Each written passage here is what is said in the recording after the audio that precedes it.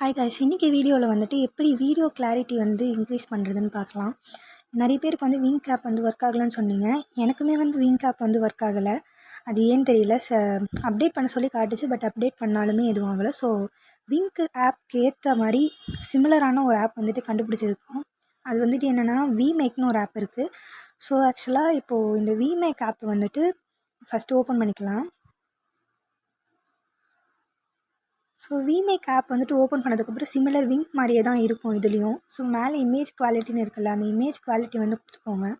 கொடுத்ததுக்கப்புறம் அதில் நிறைய இருக்கும். AI repair, ultra HD, portrait, HD AI colouring, sharp and டெக்ஸ்ட்னு இப்படி நிறைய இருக்கும். இதில் வந்துட்டு நான் மோஸ்ட்டாக ஏஐ ரிப்பேர் வந்து யூஸ் பண்ணுவேன், இல்லாட்டி அல்ட்ரா ஹெச்டி யூஸ் பண்ணுவேன். ஃபஸ்ட்டு ஹெச்டி வந்துட்டு எனக்கு ஒர்க் ஆகிட்டு இருந்துச்சு. இப்போ ஹெச்டி மட்டும் ஒர்க் ஆகலை, மிச்சம் எல்லாமே எனக்கு வந்து ஒர்க் ஆகுது.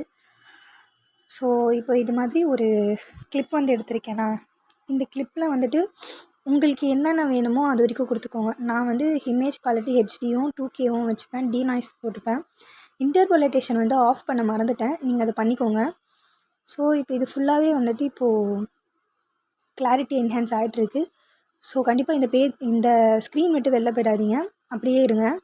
இல்லாட்டி ஃபஸ்ட்லேருந்து பண்ணுற மாதிரி இருக்கும், இல்லாட்டி அப்படியே தான் நிற்கும். அந்த 36னால் அந்த 36லேயே இருக்கும். ஸோ எனக்கு வந்து 36 தாண்டினதுக்கப்புறம் கடன்னு இந்த மாதிரி வந்துடும். பட் நிறைய பேருக்கு அது மாதிரி வரலை. சில பேருக்கு 60ல் வந்து கொஞ்சம் நேரம் நின்றுடும். பட் பேஷன்ஸோடு இருங்க, தயவுசெய்து வெளில வந்துடாதீங்க. ஸோ இப்போது டிஃப்ரென்ஸ் வந்து உங்களுக்கே நல்லா தெரியும்.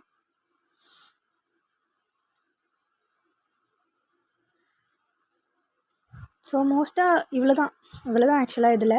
ஸோ இதுலேயே இப்போ நெக்ஸ்ட் வந்து அல்ட்ரா ஹெச்டியும் போட்டு காட்டுறேன். நிறையவே இருக்குது இதில். ஆக்சுவலாக ஏஐ கலரிங் ஒன்று இருக்குது. அது வந்து நீங்கள் சிசி எடிட்டில் வந்து சிசி போட்டதுக்கப்புறம் போட்டிங்கன்னா ரொம்பவே நல்லா வருது. ஸோ நான் முக்கால்வாசி ஹேஸ்ஃபுல்லாக சிசி மட்டும் தான் யூஸ் பண்ணுறேன். நான் வேறு எந்த சிசியும் இப்போது ரீசெண்ட் டேஸாக யூஸ் பண்ணுறது கிடையாது என்னோடய எடிட்டில். ஸோ இப்போ வந்துட்டு பார்த்தீங்கன்னா அல்ட்ரா ஹெச்டி போட்டுட்ருக்கேன். ஸோ இந்த அல்ட்ரா ஹெச்டி வந்து அதே மாதிரி தான்.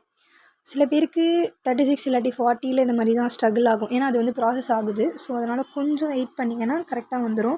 தயவுசெய்து இந்த ஆட் டு டாஸ்க் மட்டும் கொடுத்துறாதீங்க, அது ஃபுல்லாக முடிச்சதுக்கப்புறம் கொடுத்துக்கோங்க. அவ்வளோதான், முடிஞ்சிடுச்சு. இதுக்கு மேலே ஒன்றுமே இல்லை. இதில் ரொம்ப சிமிலராக விங்க் ஆப்புக்கு ஏற்ற மாதிரியே தான் இருக்கும். விங்க்குக்கு ஏற்ற மாதிரியே ஈஸியான ஒரு இதுதான். ரொம்பவே ஈஸியாக ஹெச்டி போட்டுடலாம்.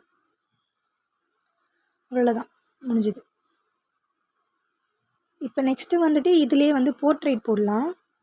ஸோ போர்ட்ரைட்டும் அதே மாதிரி தான். அதேமாதிரி வீடியோ செலக்ட் பண்ணிவிட்டு அப்படியே விட்டிங்கனாலே போதும், ஆட்டோமேட்டிக்காக போர்ட்ரைட்டும் வந்துட்டு ஆகிடும். நான் வந்துட்டு எல்லாமே போட்டாலும் உங்களுக்கு எப்படி இருக்குதுன்னு காட்டுறதுக்காக போடுறேன். இல்லாட்டி நான் வெறும் ஏஐ பிளெண்ட் வரைக்கும் தான் போட்டிருப்பேன். பட் ஆனால் 3மே நான் வந்து போடுறதுக்கு காரணம் இருக்குது.